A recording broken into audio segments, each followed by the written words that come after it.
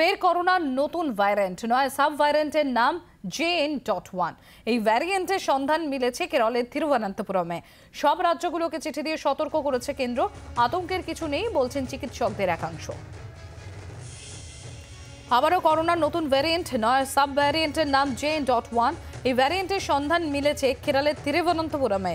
সব রাজ্যগুলোকে চিঠি দিয়ে সতর্ক করেছে কেন্দ্র।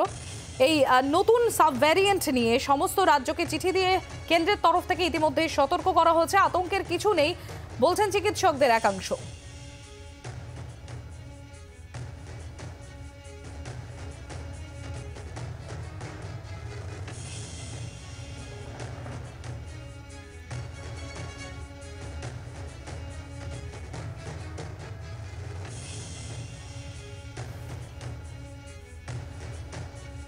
বাস্তবে আমরা এখনও কোনো এরকম ঘটনা ঘটেনি যেটা প্রচুর সর্দি কাশি জ্বর বেড়ে গেছে। যেরকম আমাদের শীতকালে আসে সেরকমই নাম্বারসে আসছে এবং এই সর্দি কাশি জ্বরের সঙ্গে অক্সিজেন ফলেরও সম্পর্ক যেরকমই আমরা ইউজুয়ালি ইনফ্লুয়েঞ্জাতে দেখি সেরকমই হচ্ছে।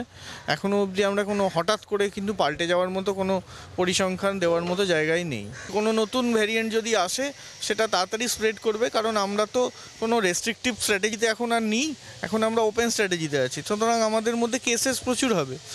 এবারে যেটুকু খবর পাওয়া যাচ্ছে বেশ কিছু মানুষের অক্সিজেন ফল করেছে যাদের অন্য কোনো রোগ ছিল না, যেটা আমরা ইউজুয়ালি ডেল্টা বা প্রথম দিকে কোভিডে পেতাম। সেরকম ঘটনা ঘটেছে, কিন্তু তাদের ডেথের পার্সেন্টেজটা খুবই কম। যারা মারা গেছেন তারা কিন্তু সবই কোমরবিডিড পেশেন্টরাই মারা গেছেন। এগুলো নিয়ে অযথা আতঙ্ক করার কিছু নেই।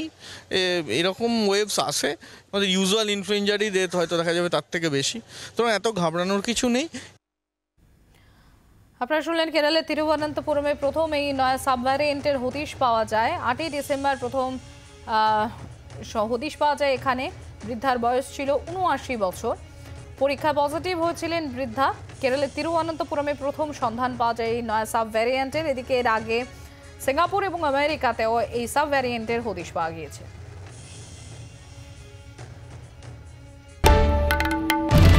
বাংলার আওয়াজ, বাঙালির আবেগ, জি 24 ঘন্টা।